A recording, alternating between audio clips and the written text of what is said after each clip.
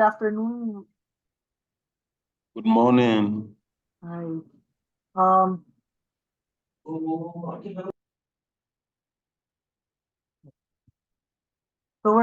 how's everyone? We haven't met for like more than a month already, right? So we're here. So we got the news that we're going to extend the CELG webinar series for 2 more sessions, so that we will be able to utilize the lessons that you've learned from the initial implementation of your projects. So we're assuming that most of you have started the implementation. Are we correct in that assumption?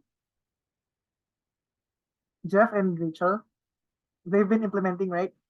So for this session, we'll try to see what initial lessons you've learned from the actual implementation of the projects that you've been holding with your KVPs, with your key vulnerable populations and your last mile populations, as well as the other stakeholders. I've heard, and I from what I remember, a lot of you have been engaging government agencies as well to facilitate the engagement of the KVPs in both strengthening the services specifically for TB as well as for pandemic preparedness and response.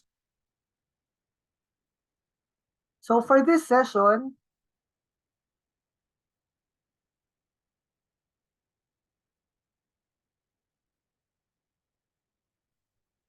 for the last session, we already had we looked at some of the country projects. We had the overview of the different country programs from APCASO and ACT Africa presented by Jeff and Rachel.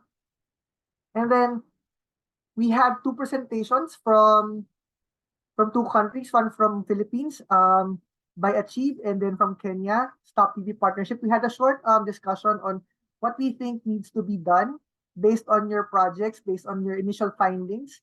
And then based on this discussion, we had Global Fund, APCASO, and ACT Africa decided to have an extension of the CELG project to see how you guys have been intervening or facilitating the engagement of your KVPs and LMPs. And we had a synthesis not only of your projects, but also of our perspectives on pandemic preparedness and response as a disaster risk management strategy and as a health system strengthening strategy. So for this webinar, for this fifth session, the following are our objectives. The first objective is for you guys to discuss the key findings and output from the already implemented Global Fund CELG projects designed to strengthen the capacities of KVPs and LMPs to help them engage in pandemic governance and health system strengthening.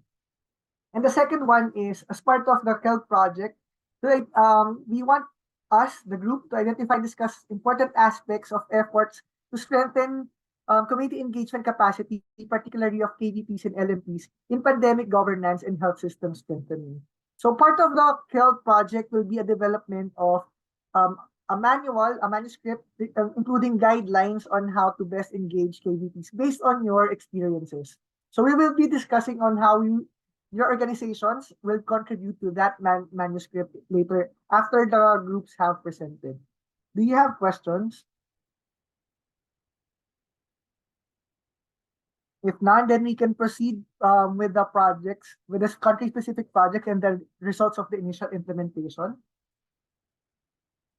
We have, from Indonesia, we'll be having Kresna. I will flash their presentation.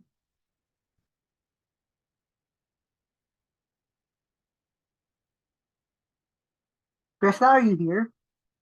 Yes, Jeremiah. Sorry, I'm not opening my video because the connection was unstable. So maybe I just, but please, Jeremiah, if you can, presentate. Okay. Yes. Thank you. So, good morning, everyone, or good afternoon, everyone. Can we start, Jeremiah, or I don't know, sorry. Yeah, you can start. Oh, okay, thank you. So, good morning and good afternoon, everybody. My name is Krishna, and I'm introduce myself. I'm from Jaringan Indonesia Positif or Indonesian Positive Network. Our network was under the helping the people living with disease. Maybe you can next slide, Jeremiah. Yeah, no, before. Yes, this is our network. We are working for the people living with HIV and engaging in advocacy for people living with HIV in Indonesia. Right now, we have almost in 38 province right now. If I'm not mistaken, we are now in the 25 province. That Jeep was what we have a secretariat. And next, Jeremiah. Yeah, this is our objective. So we have three big objective. One is stakeholder mapping. So we have this is what we're doing for the CELG. So we are doing the mapping and stakeholder involved in the providing infectious disease services, especially for TB and COVID-19 for prisoner and former prisoners. So our targeted is like Jeremiah said, our LMP was the former prisoner as because in Indonesia the prisoner or former prisoner was there was the last mile population. There was the last the last population get the services for health. So that's why we're helping the former prisoner and prisoner to do the services. Second one, we're identifying forms of involvement of the prisoner and former prisoner in preventing, including the infectious disease, especially tuberculosis, COVID, and the other potential pandemics. So we're seeing that in Indonesia, the prisoner or ex-prisoner, they were not uh, asking by the government or by the health service provider to do the prevention or intervention, working with to help other prisoner. So that's why that's become one of the challenges in Indonesia. So the third one, we are identifying the needs and developing the health services model related to the infectious disease for prisoner. And also, as we know that in Indonesia, when you going to the prison, the clinic in prison is not standardized because there's only one doctor and then there is no room good enough, and then the prison was over capacity. For example, like in Jakarta, the capacity for the prison only 800, but the prisoner in that prison is almost 2,500 people. So 3 times than the capacity. That's the problem in Indonesia. Next, Jeremiah. And next slide. Yes. This is what we're doing, what we already doing for the CELG project. What we already do, we're doing the orientation meeting to the stakeholder. The stakeholder was Ministry of Health, Ministry of Law and Human Rights, and then there is a health service provider, and then there is from the community also. There is the TB network and also the ex-prisoners network. Also, we're inviting to join the orientation meeting in Jakarta. We're doing in 4 cities, in Jakarta, in Bandung, Bogor, and in Bali. So hopefully what we're doing in the orientation meeting, we have the good picture or the complete picture about the situation in the prison, especially the health services for prisoner and ex-prisoners. Second one, we're doing the community engagement cycle analysis and campaign strategy on the PPPR and community-based advocacy meeting. Here in we're doing the analysis, we're doing the in-depth interview with the stakeholder, with the government institution, also the community institution and the health service provider institution. We want to know we want to know about the regulation, about the policy for the PPPR program in Indonesia. And then the answer that we got is quite surprisingly, because the MOH said that the PPPR is not our priority right now, because there is a lot of things, a lot of work that we have to be done, especially for the example for the TB and then for the HIV. So the pandemic issue is still in the second or the third stages for the government to become the prioritized. And also we have the campaign strategy. We invite all the stakeholder, and then we're having promote the PPPR in our Instagram, and then we have a document for the campaign strategy also that we begin helping by our consultant.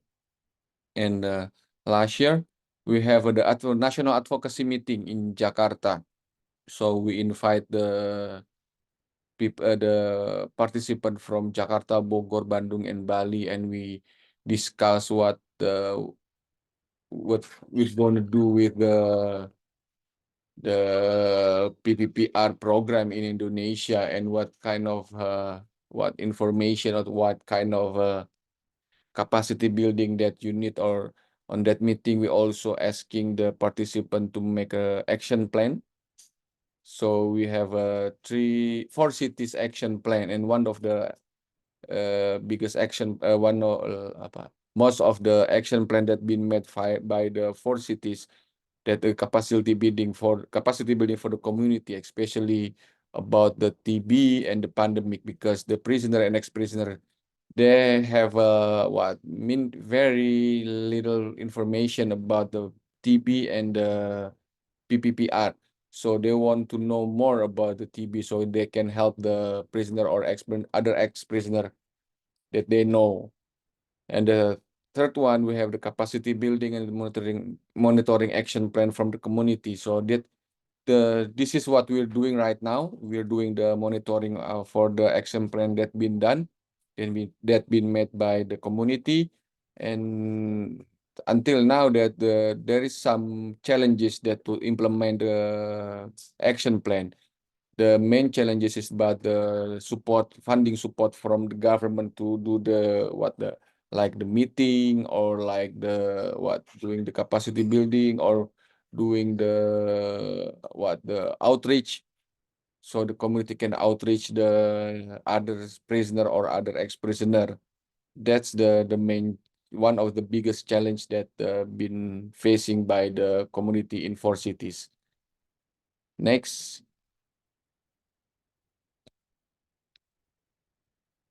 So this is our lesson learned. The community has strong solidarity to help each other. So that's why the community were very keen to involve in this project, especially from the ex-prisoner. Second one is the communities have initiative to drive policy change. Hopefully, the ex-prisoner network can have a continuously advocacy to the Ministry of Law and Human Rights, also the Ministry of Health. The third one, the community engagement is essential for the community strengthening. Yes. So the challenges that been faced by Indonesia for the TB and pandemic, and hope that the community can involve or can engage in that program for the prevention or for the intervention program. Next.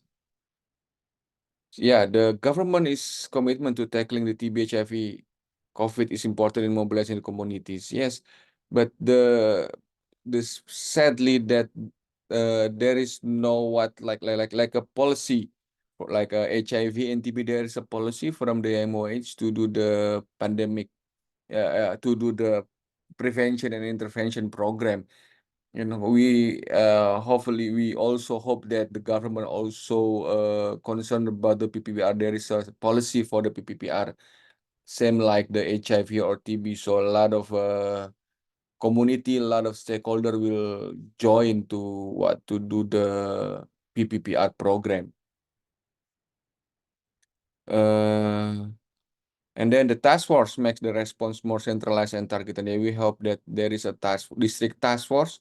So if there is a problem in the 4 cities, they can handle it by themselves first. And then if they cannot handle the challenges, maybe they can take to the provincial level or the national level. So the task force is quite important in this PPPR program. So they know, because the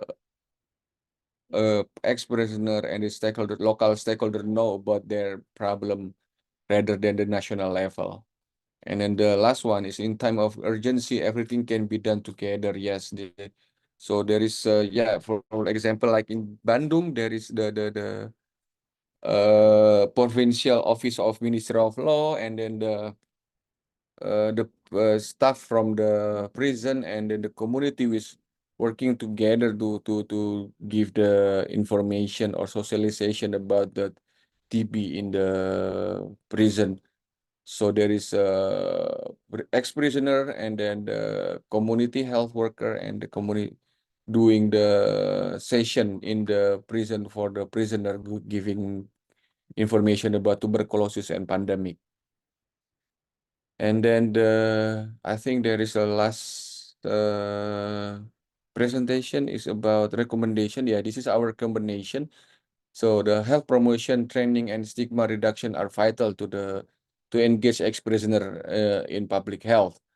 And then optimize the disaster management cluster and subcluster platform, also increasing the community engagement and encourage national program priorities, like we mentioned before. And then the last one is the involvement of government, community, and the private stakeholder in implementing PPPR programs need to be encouraged. So we hope that the PPPR not only doing by the community or by the government, but all the stakeholders was involved in the PPPR program.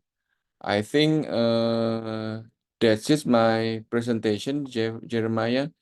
And if there is a question, maybe we can discuss about this. Thank you. Thank you, Krishna. Are there questions from the other participants in the webinar? There's a question from Olive in the chat box. Krishna, what are your Hi. main messages from the findings? And kindly share some activities that you have implemented from your engagement plan. That's a question from Olive. Krishna, over to you. Yeah. Wait. What are your main messages? Yeah, our main message is that the community were engaged to do the PPPR program. Now, so it's not only the government sector, the private sector, but also engaging the community is one of the best practices that we can see from the TB and then also from the HIV. And then some of what we're doing is we have a advocacy meeting, and then then we're doing the advocacy meeting working together with the communities. So the communities share about what they need in the prison, and then what they need after they outside from the prison. So the ex-prisoner and Jeep going to the government institution to discuss about what the ex-prisoner need from the PPPR or from the government about the PPPR. So just to clarify, Krishna, you've been engaging both with current prisoners and ex-prisoners to address their health needs. Is that correct? I'm sorry, Jeremiah, can you repeat? So I'm just trying to clarify. You're working both with current prisoners and former prisoners. Yes. So we're helping but we were working with the ex-prisoners, but the ex-prisoners were working with the prisoners in the prison. Oh, okay. So That becomes it's what connected, Jeremiah, between the okay. Thank you for that clarification. thank Part of your strategies or activities is working with health agencies, right? Government agencies. yes. I just want to clarify, are you working with a national health agency or are you working with separate provincial health agencies? Yeah, we were working with we call it Puskesmas. Puskesmas is a community health center in the district level, and then we have also with the provincial hospital or the district hospital also. Thank you for that clarification. So you're Yes. working simultaneously. Yeah. And Okay. hopefully, yeah, we were working tightly with also with the Ministry of Health in the national level, because all the Okay. policies come from the Ministry of Health. Aside from, I just want to clarify, aside from having TB and HIV as and other diseases as priority problems, have they given other reasons why pandemic preparedness, prevention, and response is not a top priority right now? Yeah, because like when we doing the orientation meeting, we asking why the PPPRs are not the priorities. All the like from the community health center, from the hospital, and then from the provincial health office and the Ministry of Health said that hopefully hopefully we don't have to face the other pandemic. So don't think about the pandemic right now, because we already Oh, quite quite trauma about the pandemic, because we're not ready about that pandemic in Indonesia. And also so the community, so the staff from the health issue was very terrified, and then still maybe in the situation that okay, I want to coming down about the pandemic and something like that. thank you, Krista. Olive, has your question been answered? Olive? I think it has been answered. Do you have do the other participants have questions No, for Krishna? no, I think it's enough. Fine. Okay. So thank you, Krishna. Thank you for presenting. We'll Thank now you, proceed to the Jeremiah, next. and thank you, and Thank Jeff. you. Thank you, everybody. Good morning and good evening, everybody. And congrats on your activities with with JIP and the ex-prisoners on capacitating them. Yeah. Thank Can we proceed now with our next presenter? Our next presenter is Paul from SISMAT. Oops, wait, sorry.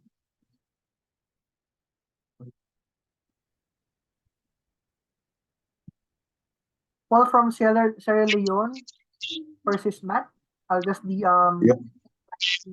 Yeah. the slides. Yeah. Are you ready, Paul? Can you present now? Yes. Yes, I am ready. Okay. Can you make it a bit wider? Can you see it now? Open it, please. Yes, I can see, but yeah, thank you very much. Yeah. Okay. So good morning, everyone. I am Paul Brahima Bangura, the National Executive Director for Civil Society Movement Against Tuberculosis, Sierra Leone, and also implementing for the Global Fund. Let's go to the next slide, please. Next. Next slide. Yes. This one? Yeah. Okay. Yeah. So based on the format that was given to me, I was asked to first and foremost do a background. Now, first, for the civil society movement against tuberculosis. Sorry. Yeah, sorry, I have done something. Wait. Oh my. Okay, so I want to remove Okay. So the TB Society Movement Against Tuberculosis is a TB-focused national NGO that actually undertakes innovative tasks to support improvement of TB service satisfaction, especially for TB patients, and also address human rights barriers and then discrimination against TB infected and affected communities, and as well as CSMAT promote access to unhindered TB services through community-led monitoring. We are a leading network, an NGO on tuberculosis. CSMAT actually works in different contexts with the aim to advocate and amplify the voices of TB patients to demand rights and protection related issues. We also empower them to access better health services. Now, CSMAT is a network of 18 civil society organizations across the 16 districts of Sierra Leone. Those organizations work in different capacities. They also work with TB patients in a range of issues, including community-led monitoring, TB case finding, we call it static campaigns, and also referral pathways. There's also awareness education and community-led advocacy in a bid to improve TB services, service completeness and satisfaction. So two things we promote is service completeness and service satisfaction for patients. Service completeness is at facility level. Service satisfaction is for the patients. Yes, let's go to the next slide. Next slide. Next. Okay, now the scope of our community engagement. Yes, no. Go to the other slides. Up. The scope of our community. No. Yes, stay there, please. The scope of our community engagement with the last mile project. The engagement plan mainly want to address 6 major gaps as identified by the assessment, but also putting at the center the last mile population and key vulnerable population. One of those is capacity needs. The engagement plan want to identify capacity needs of last mile population and community structures for purposes of capacity building to be able to interact with TB and the standby pandemic preparedness response mechanism country stakeholders, and also involve in awareness raising about TB prevention and pandemic preparedness response and other outbreaks. This will mainly target key vulnerable population and last mile population to break the barrier of inclusion in decision making.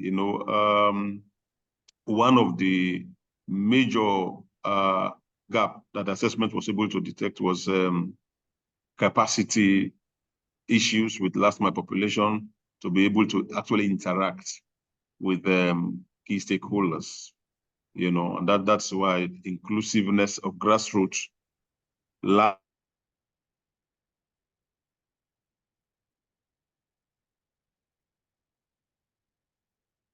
Paul, are you there? Seems like Paul Are you is there, Paul? having connection issues. Some problems? Yeah.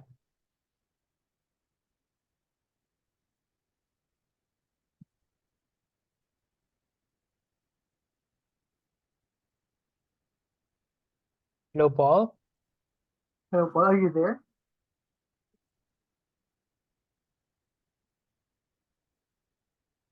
Paul? His connection is red, so okay. Let's give Paul some moments to try and reconnect. Otherwise, we can move to the next presenter. We'll proceed first with Paul Balogun. Yeah. Can we? Yes. Paul, are you ready to present for Are you ready to present now? Are you ready to present now? Paul Balogun?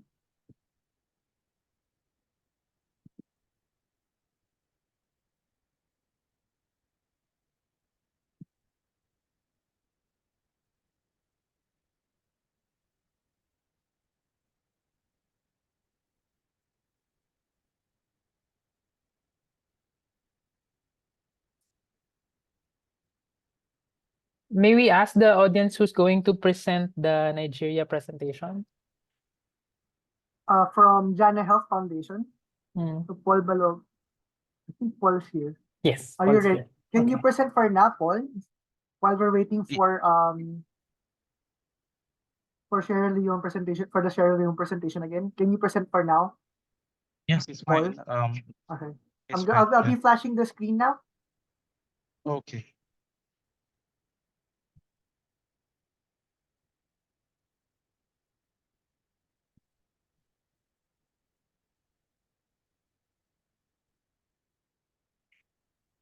Okay. Good morning, all. My name is Paul Balogun from Ghana Health Foundation. I am the Senior Project and Admin Manager for the organization.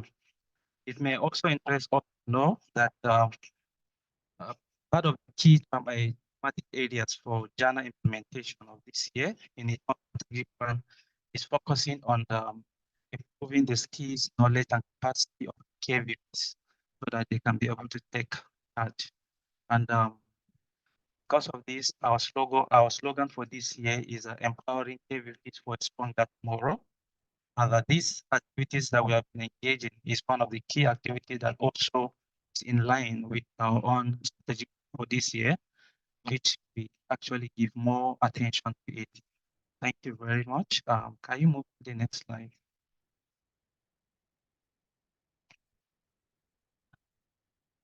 Okay, a little overview of Ghana. Ghana is actually founded in 2012.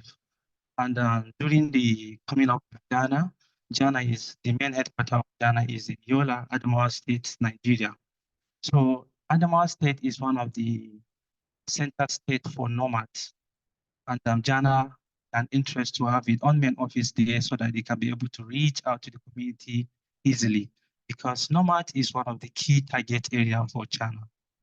One of the vision that we have in Ghana Health Foundation is to be able to improve the well-being, that is the physical, emotional, and the mental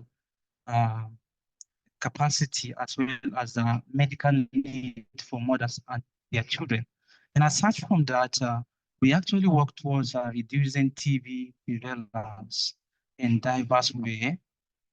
Because of this, we are able to implement so many projects. Hello, can you all hear me? Wow. I think Paul is back. Okay. Yes, Yeah. Paul, sorry, Paul, can I go ahead? Yes, the internet let me mute Paul Bangura first. Out of the race. Yeah. We will come back to you, Paul Bangura, after Paul Balogun presents. Yeah, we understand that you're having connection issues. Yes, Paul from Jana, you may go ahead. Thanks. All right, thank you very much. We are able to implement TB Reach Web 5, 6, 8, 9, and currently we are implementing Web 10. And we have also implemented CFCS around 8, 9, 10, and then 12. We are currently also working on US loan. Our target population so far for Ghana is nomads, IDPs, refugees, and minors. Is our target population across the KVP that we are having. Currently, Ghana is covering the northeast eastern state of Nigeria. In Nigeria, we have 6 geopolitical zones, and one of the geopolitical zone is northeast. Currently, Ghana have one office in 5 of the 6 northern states. And when we say we have office, we mean that we have our structure in the states, the local, as well as we have our CVs in the communities across these states. that we are mentioning. That is the across this zone, the Northeast zone. So thank you. Can we move to the next slide? Part of the scope of this engagement plan that has come up developed is firstly looking at strengthening the capacity of communities as well as this CSO in both the national and subnational level to engage in PPR processes. We understand that during this CLG implementation, we understand that the capacity of the community as well as the CSO very low when it comes to PPR, and there is no effective coordination. So as such, we are looking at developing strategies, coordinating effort, and coming up with processes of preventing and dictating spread of diseases across. So here we try to look at how we can be able to build up the capacity of the community members as and the CSO, and then also to enhance the coordination and then the networking, because it is also weak, especially some of the coordination form does not take care of gender equality, human rights, and then when it comes to health equity, access to health, since there is gender inequality, it is not as it's supposed to be. So we are going to try by all means to come up ways of enhancing meeting platforms across the particular areas we are intervening. And then we give support to communities in terms of governance, in terms of overseeing, as well as helping hands when it comes to implementation.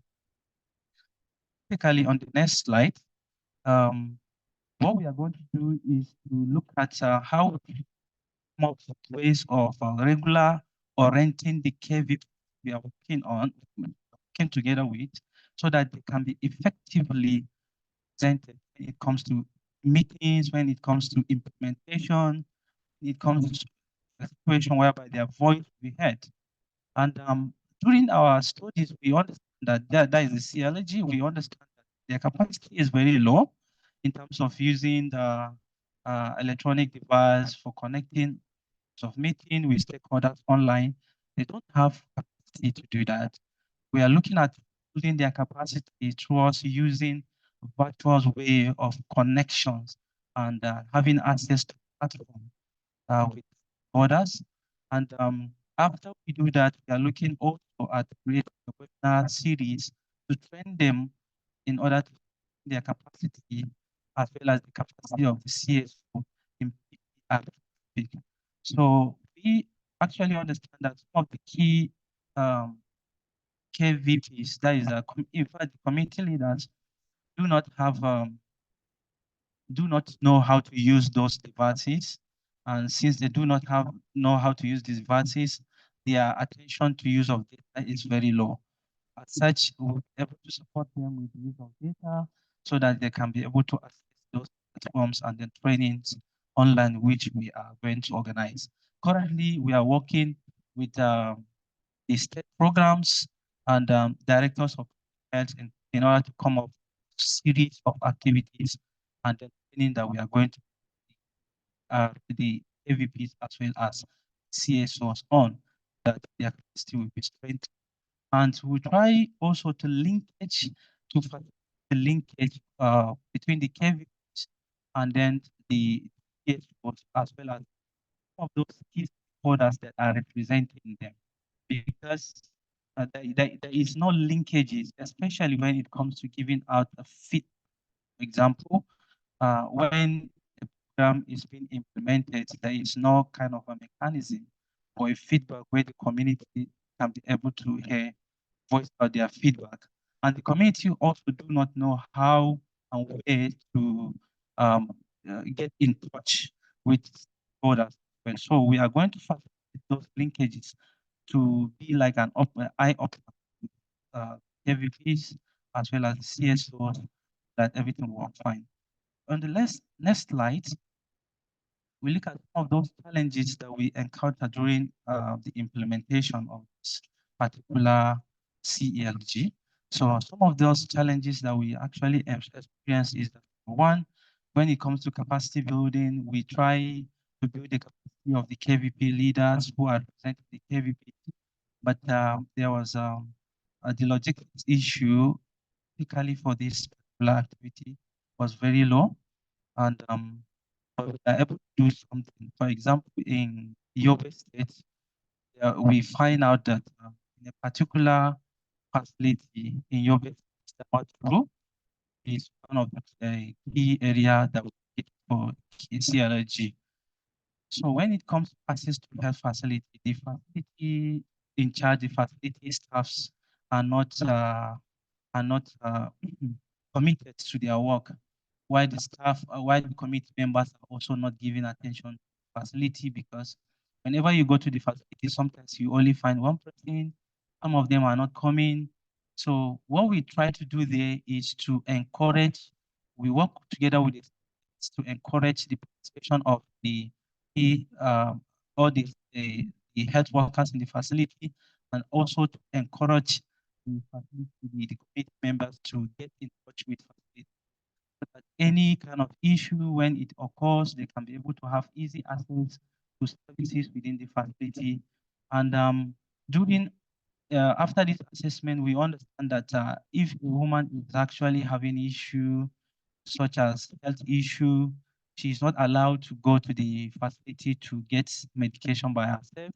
So the husband needs to go there on her behalf because of the nature of the religion and then of the environment. So we try by all means to educate them on the need for women to be allowed to come to the facility to have access to health issues. That was addressed, and currently in those communities, the committee members have their own that is the team who are actually working together with the facility. They normally have monthly meetings to look at what is happening within the facility and how we will have access to the facility. So because of limited resources, we are not able to hit all other areas so that it can be effective. So we also understand there is a limit when it comes to understanding of what it means IPPR means even by TB in communities across where we are able to carry out these studies. So some of those things that lead to this lack of understanding have to do with communication, that's the cultural barrier. Whenever you are coming for intervention, there are some specific community needs. The needs intervene, the person that is coming for intervention to be very flexible, and then to them when it comes with their own language so that they can be able to effectively understand. But that has not been really carried out. So that was why so many interventions has failed previously. When we asked them their knowledge about TB and as well as their knowledge on how to participate in terms of pandemic, they were mute, they don't know actually. So these are some of the challenges that occur, and there are, when it comes to participation of the KVP, decision making is very, very low.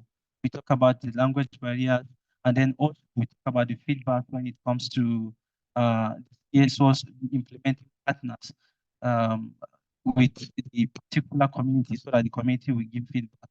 Nothing is there, and that makes many interventions to fail. So this, when we come with this, we find that these are some of the challenges we actually encounter.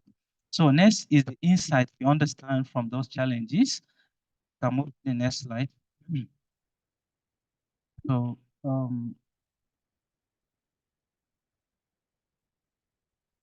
okay. The insight we understand that there is need for community to be empowered so that they will recognize and then actively participate when it comes to pandemic preparedness, not just being beneficiaries of this. So they should be able to actively participate in terms of taking care of preventing, controlling, and then widespread or detecting the widespread of any pandemic.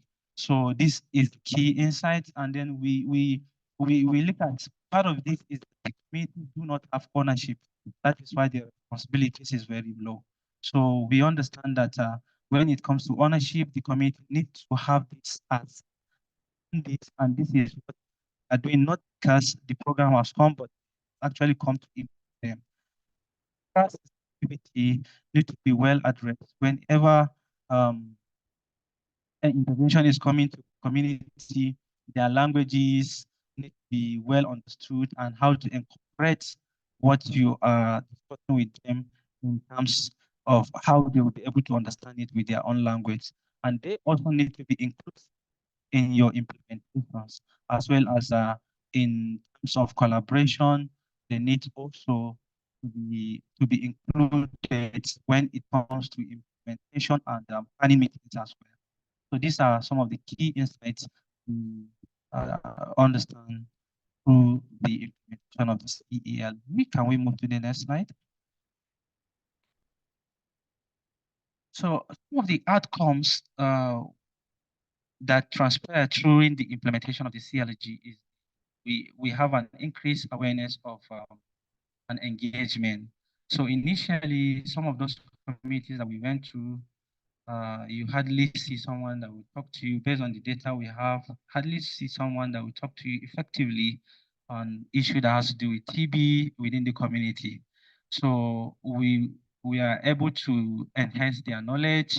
Like I said earlier on, we are able to link them up with communities. We are able to give them some information on what it means by TB, causes as well as symptoms, and how it can be well addressed. So part of the outcome also, we are able to form up a steering committee. This steering committee is working hardly to reach out, to get in touch with key platforms, as well as reaching out to the community easily. It is through this steering committee we are able to have a strong access to the community, and then we are also having a strong feedback from the community what is happening, and then we are happy because this platform is being set up through this particular project.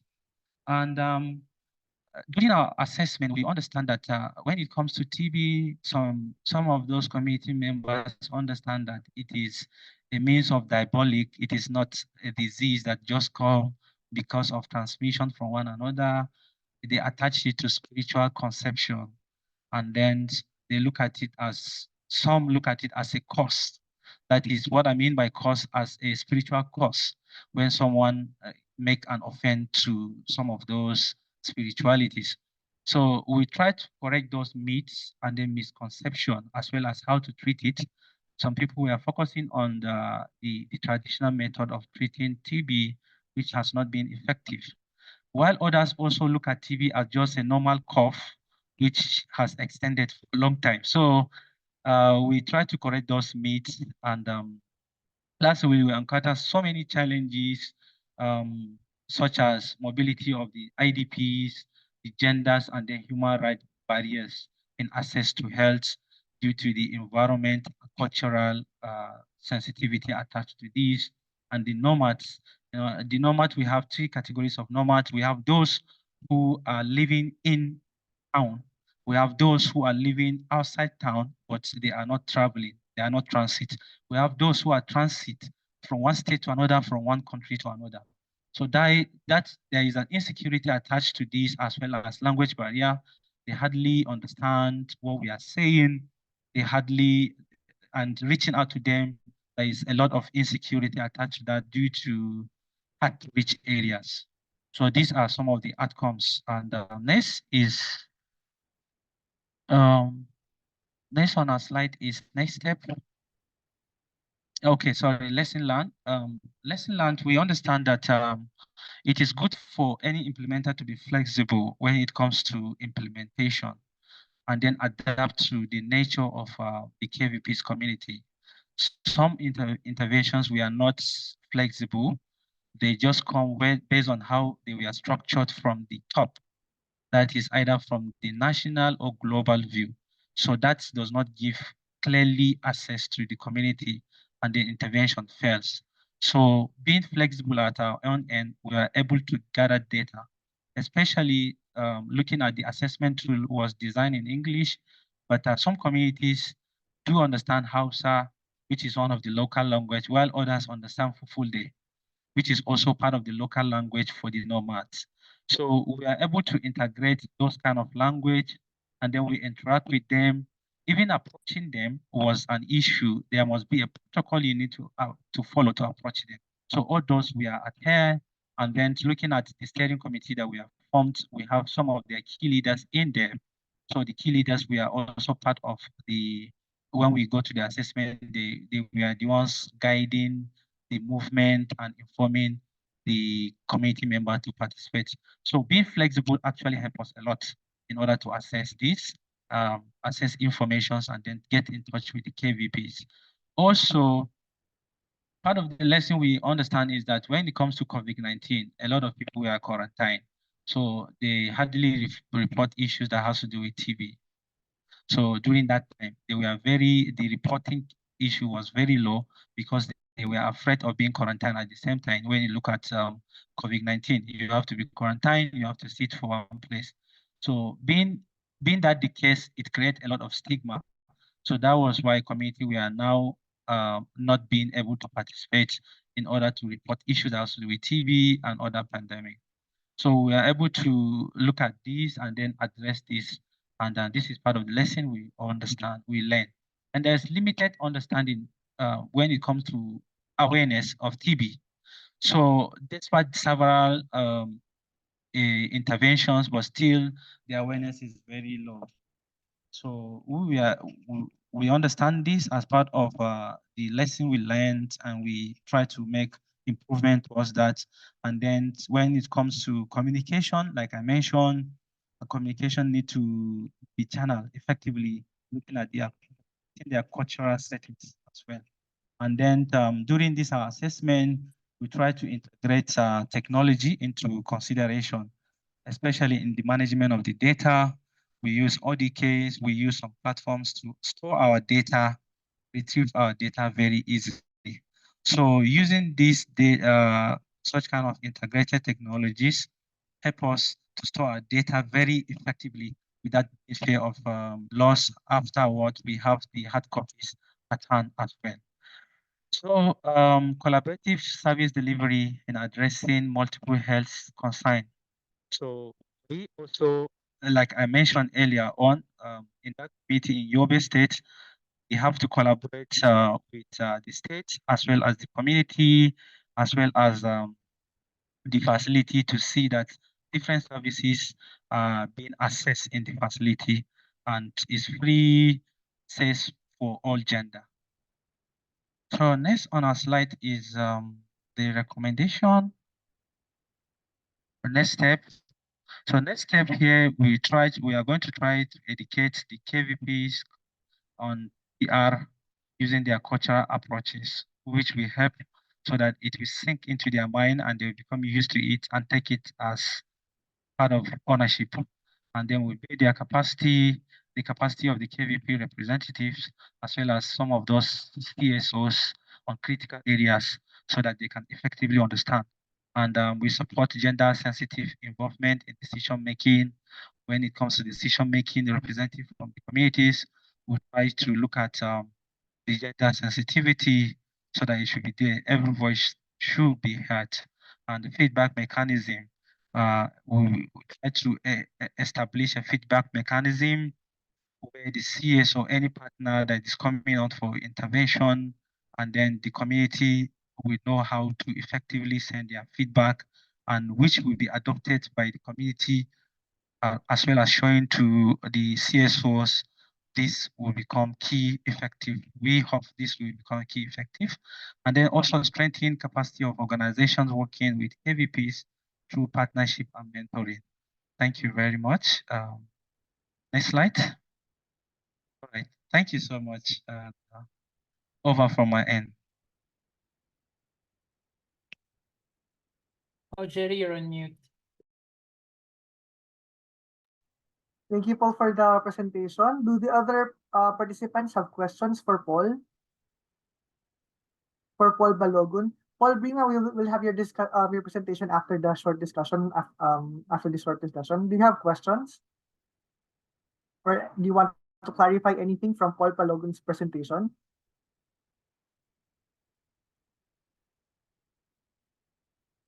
Can I just have some question? I just have some question.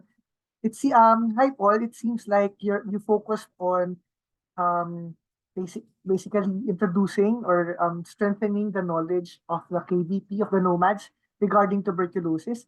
Is the assumption if I just like to clarify, the assumption or your finding is that the nomads or the your KVPs and LMPs have poor understanding baseline of TB as well as COVID-19. Is that correct? Yes, exactly. Yeah, so that's why you have to strengthen that first before proceeding to PPR. That's my understanding. Yes, exactly. Yeah. All right. For your next And steps, you identify. also, okay. Also, in addition to that, there was a study we carried out which has to do with the KFP, knowledge, attitude, and practice on TB, related to TB among the KVPs, especially the mining community. We understand that there is this limited of awareness as well as knowledge when it comes to TB. That is why we are focusing critically on those aspects, as well as looking at the pandemic on when they are aware. And then the next step would be focusing on PPPR, right? My question is, you said on your presentation that you want to build capacity in PPPR in critical areas. Can you specify what critical areas these are that you've identified for them to engage in PPPR, in pandemic governance? Okay. Thank you. With the state program, especially with the Director of Public Health. Part of our activity we are trying to develop is a training series. This training series will involve the process of preventing, dictating, and then controlling widespread of diseases.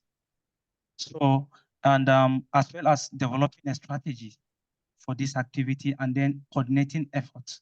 So all this will be incorporated into the training manual, where the KVPs will critically understand what it means and by how they can be able to, through preventing it, can be able to detect it, how they can be able to participate through controlling it when it happens. But thank you. Okay, thank you. I just have another question. You presented that you established linkages. Part of the linkages are the linkages for service delivery and access to health services, or are these linkages capacitative for them to participate in governance and decision making? Okay, specifically the linkages has to do with participation in governance and decision making. And not only that, but also access to the facility, access to health facility as well. Linkage has to do with the participation on platform. Some of those KVPs may not really understand that they need to participate in such kind of activities carried out. Need to communicate with the organizers of those activities as well as communicate with these communities on how they can be able to participate from the beginning. Example, when it comes to planning, intervention, implementation, and every stage. Thank you. Thank you, Paul. Olive has a question. Yeah. Yes, thank you so much, Paul, for the presentation, and also thanks, Jerem, for providing me with this opportunity. I just wanted to note that, Paul, you mentioned that you're developing a training manual, but I also am aware, I think Jeff will know better, I think there's also a training manual that is being developed by one of the other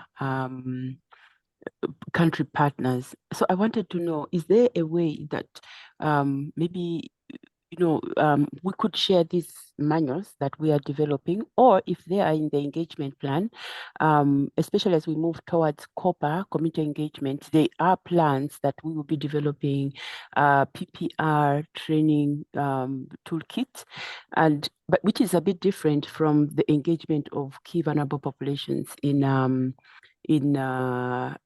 pandemics, especially when we're talking about pandemic preparedness. So maybe this is something that I would recommend that both ACT Africa and ACT Asia Pacific take into consideration. What are the needs in terms of developing a training manual specifically for communities? And that is number one. But then secondly, I also note through your presentation, Paul, you talk about engagement of women. And I think this is trying to make sure that it's gender sensitive, whatever you're doing, that there's gender mainstreaming actually. So I wanted to know, apart from engaging the traditional leaders, engaging the both cultural and traditional leaders, and women, what else could be done so that we integrate human rights and gender as we talk about community engagement, especially CLG and in pandemic preparedness? Thank you.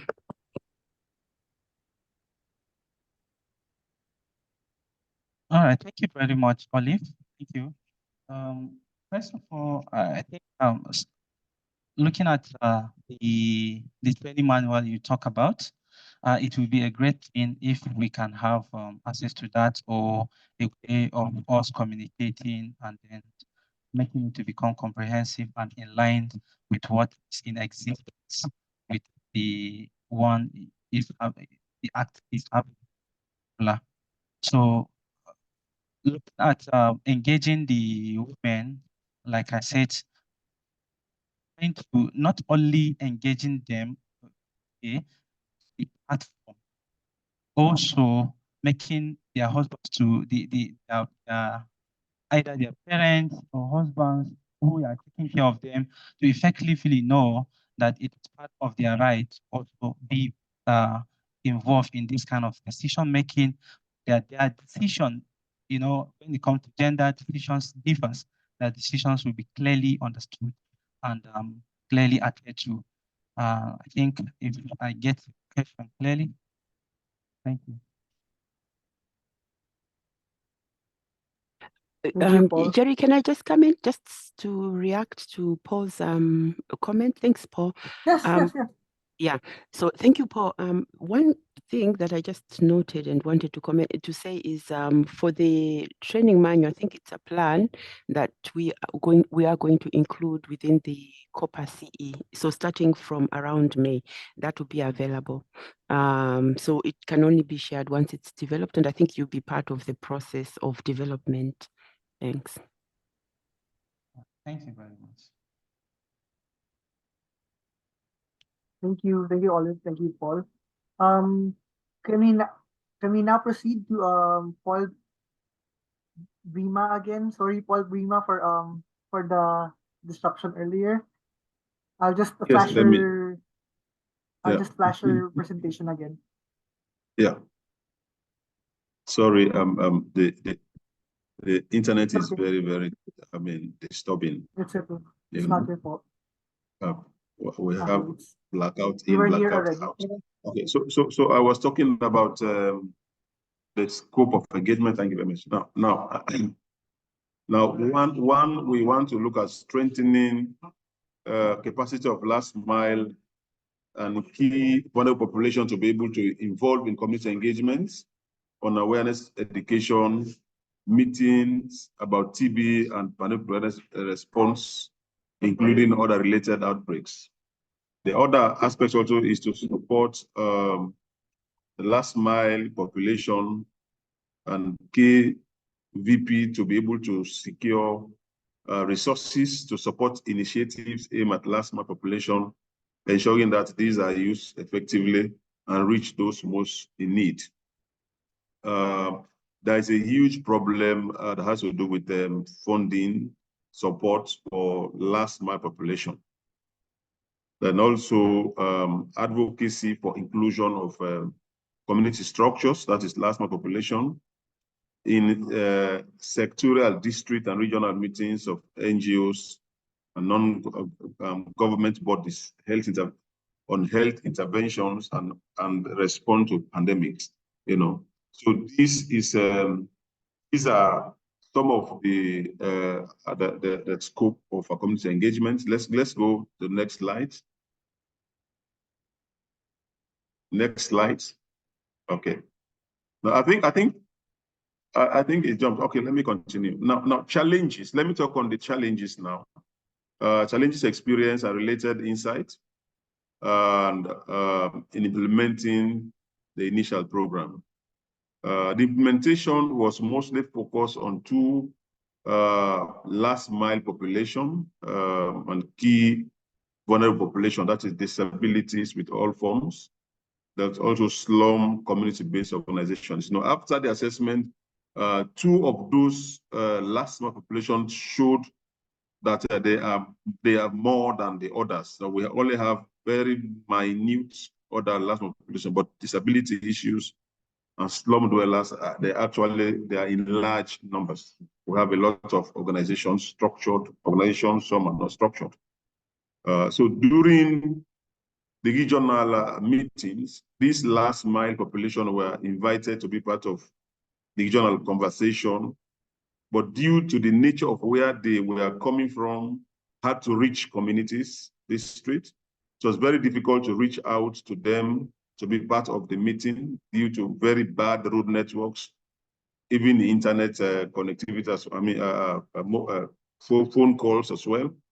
And there was also lack of safe transportation facilities to bring them for these meetings, you know. So this was even noted for the region of exclusion in terms of pandemic preparedness response and the TB response, because if they are far from being reached and it's difficult to access them, so you can see that this is a reason for most of their exclusion in terms of the TB response and also the pandemic. Now let me talk small about the pandemic preparedness response.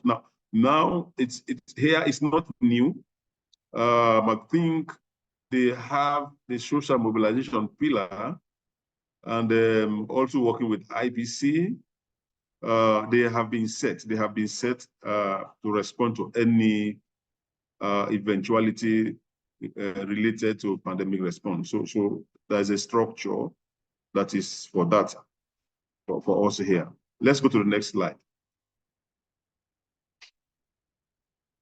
So the next challenge was most of the venues we use for the regional engagements were not disability friendly, since we're actually dealing with disability issues. Well, we invited them to be part of the regional engagement with stakeholders, you know. So most of the buildings are not considering the issue of disability. They are not disability friendly. So this experience, we are part of the regional engagement decisions as lessons that could be used for further advocacy for the provision of disability-friendly infrastructure. So even when we had an advocacy engagement with stakeholders, we can see that we can see the problem, because during the conversation, you can see that people with disability will say, even the hall that we are using, it was difficult for us to come in. So you can see that it's difficult to get public buildings. Most of public buildings do not have disability-friendly pathways, you know. So during this engagement, it was difficult also to get other categories of disability to contribute due to lack of sign language interpreters, while the blind were able to speak out, but the dumb and deaf did not have space for contribution. These were lessons learned from further engagement. So you can see that during our engagement, we can still find the problems, you know, that is actually making them to be excluded, you know, because we didn't have a facility to actually bring an interpreter during the engagement for them. Then also we didn't have the braille for those that cannot talk. So it was difficult for them to actually contribute. So these were some of the challenges. Let's go further. Next slide. This is the next slide. Next slide.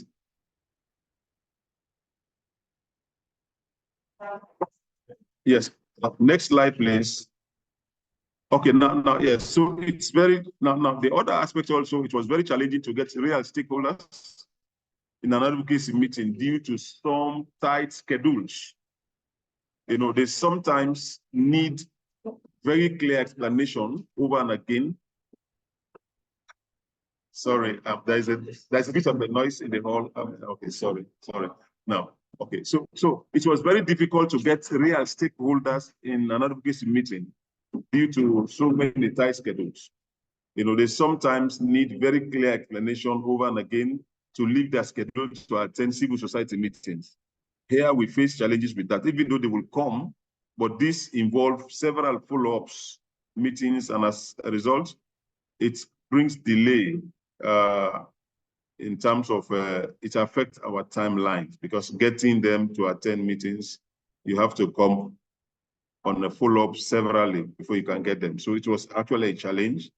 So you see that this is why inclusion of disabilities and slum community structures, last mile population into multi-sectoral district and regional meetings of NGOs and government bodies in planning health interventions and response to TB and preparedness, it's difficult because you can see the exclusion because of bureaucracies and lots of other things with stakeholders. And then also the lack of capacity in terms of last mile population to interact with those stakeholders. Let's go to the next slides. Now, initial outcomes so far under the CELG projects. Yeah. Oh, yes. So through now we have initial outcomes from the CELG project. Through advocacy with the NTP on the CELG project, we were able to convince the Global Fund that GC7 has approved the building the capacity of slum community-based organization to understand the TB response, to be able to involve in the fight against TB through awareness, education, TB case finding, and pathway. So already the project, the CELG project has is one of the success story, because we use the advocacy of those slum communities to be targeted, to be included in the fight against tuberculosis. So the TB program actually supported us, and then it's now one of those activities we are going to do for GC7. The initial regional advocacy meeting with stakeholders for inclusion of last mile population, focusing on disability and slum dwellers community organization in plan and pandemic preparedness, TB response in Sierra Leone has commenced. There are positive responses from the engagement. These advocacies, we have about 2 major outcomes, and these ones are very positive now. We are able to engage with the local council administration, and then now they are saying they are going to give free registration of disability organizations at local council level. So they are going to offer them free registration certificates, because you cannot operate here without certificates as a community organization. So now they are not going to pay. So this was one of the issue we put forward. Then also another outcome was the local administration also promised to establish disability desk in all district offices, so that they can be able to be part of every planning, every decision making, because this was one of the gaps that were identified in the assessment for exclusion of last mile population. So this one, we have started advocacy, and there are some promises that have come out from the local council authorities. So once we continue, we will enforce that, and we believe by the end of this year, we will have all 16 councils and more will have disability desk in their council administration. Next slide. Next slide. Now, the lessons learned and next steps. Lessons learned and next steps. So during the regional advocacy meetings, disability last mile population were able to bring out exactly their constraints and what support they will need from local council authorities and the district health management teams.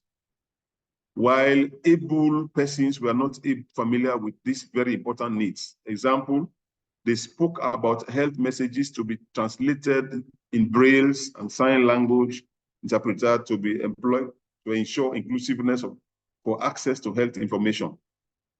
So the lesson is that the one that feels it knows it all. Without them, nothing can be for them, you know. So I remember the conversation. None of those other stakeholders could remember that they are supposed to have a sign language interpreter to actually pass on health messaging. They have to have a braille kind of for deaf and dumb. It was only them that were able to bring out those challenges. So you can see that if they are not part of any decision making, their issues will be left out in terms of pandemic preparedness, response, and TB fight. So this is one lesson we learn, that he who feels it knows it, and without them, nothing can be for them. Next slide. Now, next steps. Our next steps now, one is to harmonize and include very important emerging actions from the regional engagement meetings into the community engagement plan for further advocacy engagement sessions with DTBRs. Also, finalization and submission of the final concept plan log frame. Moving forward, the last mile population will be mapped and capacity needs identified. Then also their capacity will be built. We will have training capacity for last mile population so that they can be able to interact with DTBRs. They can be able to speak for themselves. So advocacy for inclusion of last mile population in the TB response, the PPR and other health-related interventions also will continue. Thank you very much. I want to stop there. And sorry for the internet. Thank you, Paul. Do you have do the other participants have questions for Paul? None? If there are none, I would just like to clarify some things. What Paul, what is GC7? Sorry. Come again? What do you mean by the abbreviation, the acronym abbreviation GC7? What does that mean? In your initial outcome? Yes. Now one of the outcome success that we have when we form the steering committee for this project, after the assessment, one of the highest last mile population that suffer inclusion was slum dwellers. You know. Okay. So during the GC7 grant preparation, we were able to include an activity to actually target slum dwellers to be able to involve in the fight against tuberculosis. Now they can be trained to serve as peer educators in slum communities, and also to find TB cases and refer for screening and testing. You know, so the idea actually came from the CELG project, because the second highest, like I said, last mile population identified was slum dwellers. So we actually advocated that we should include them in GC7 so that they can be, their capacities can be built to involve in carrying out awareness education, TB prevention, cure, and also find TB cases in those slum areas. Noted. Thank you. I'd like how you highlighted the need for recognizing disabilities as another layer that leads to disenfranchisement of these KVPs and LMPs from accessing health services. And so you identified physical barriers such as distance, bad roads as deterrents to participating and engaging at the level of the region. Have there been actions, or what have your responses been in relation to these barriers and challenges, if any? So the barriers and challenges in terms of accessibility in terms of, yeah, so it was part of the conversation. Now we are planning to develop an advocacy plan to move. Already there's a Disability Act that actually stated, for example, every public buildings must have disability-friendly access, but that is not completely followed, especially in health facilities.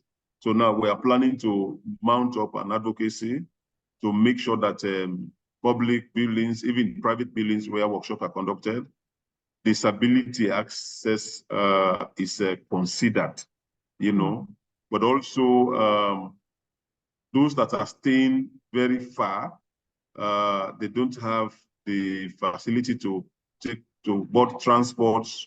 You know, these places are very difficult to reach.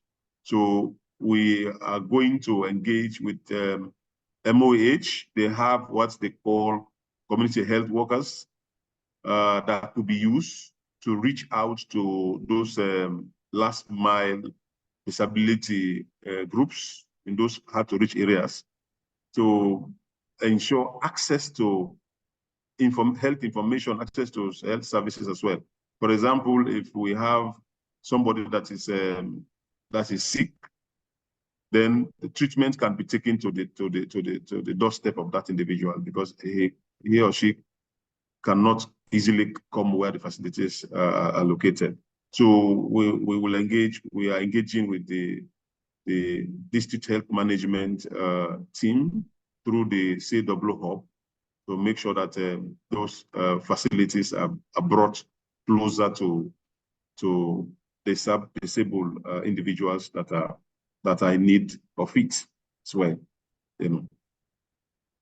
Thank you. Your project has been showing that aside from engagement, aside from direct improvements in services and capacity to engage in decision making, your actions and your projects or your activities in the communities actually help in removing other barriers that prevent other groups from accessing service and getting the services that they need.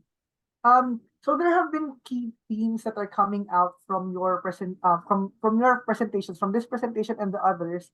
And as Oliva said, I think we're moving towards the next phase of CELG, which is basically to expand the scope of our actions regarding PPR through the copper, which you have which meeting you attended last week, right?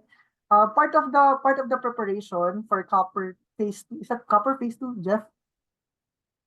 Yes.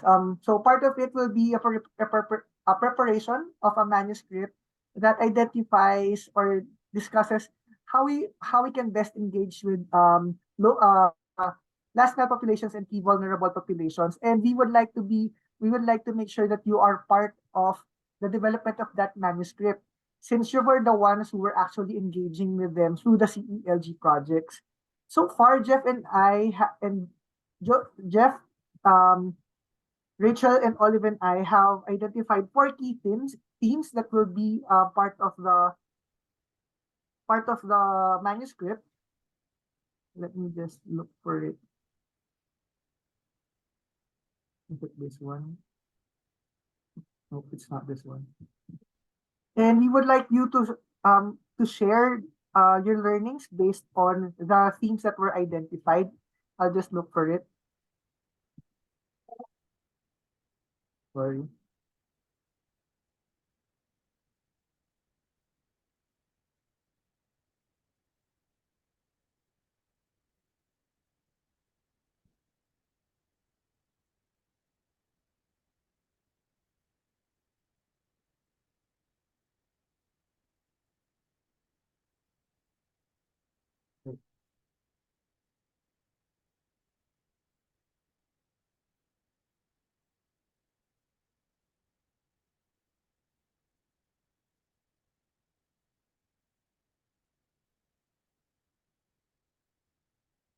So this is related to Olive's question earlier.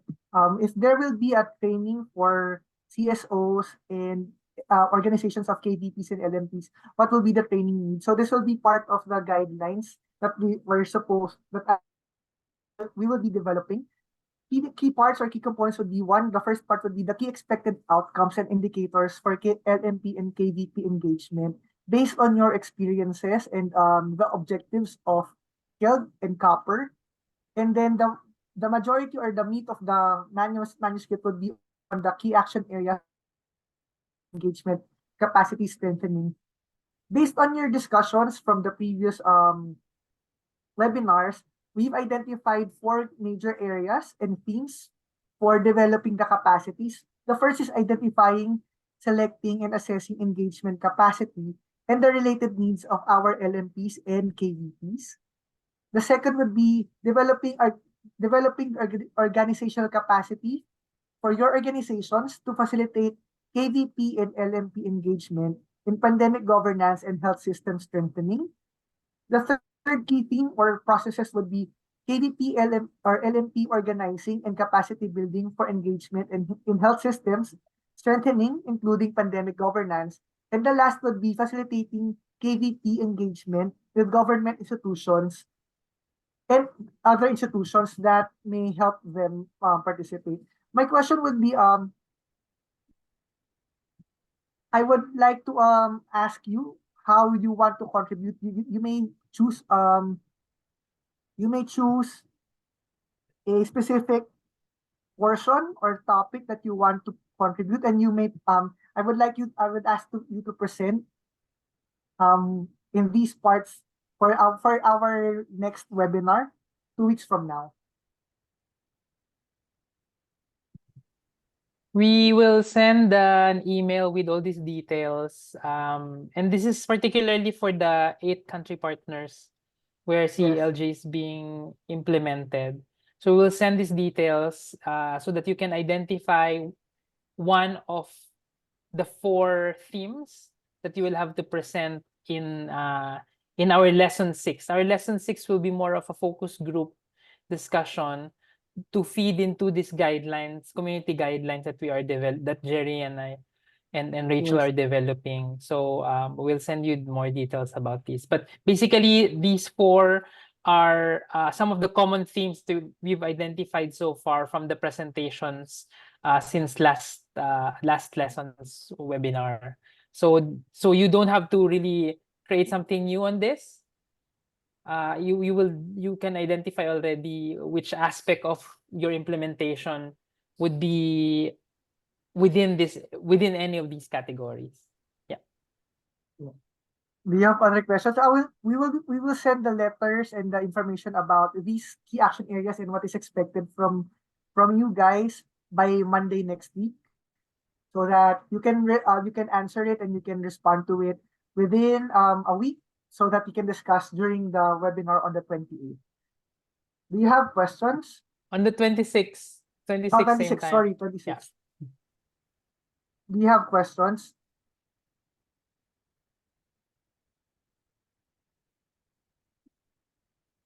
Jeff, if none, then we can, I think we can close the session since it's already 7. And Olive, do you have... Oh, yes, sorry, Jerry, go ahead. Olive, do you have some messages first before we close the program? Olive?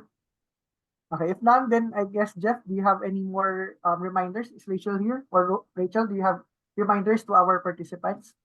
Just the photo ops from my end, if people are comfortable opening their... So Jeff, can you re-echo the... Yes, Paul, go ahead. Can you re-echo the final list for submission of the plans?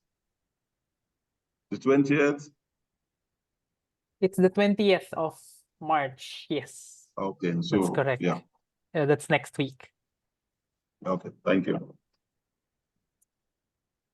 All right. I wonder if Are there people other are questions? comfortable opening their camera so that we can take a quick photo ops. People have attended and have gone early, so we should acknowledge those who stayed for the entire hour and a half, if people are comfortable.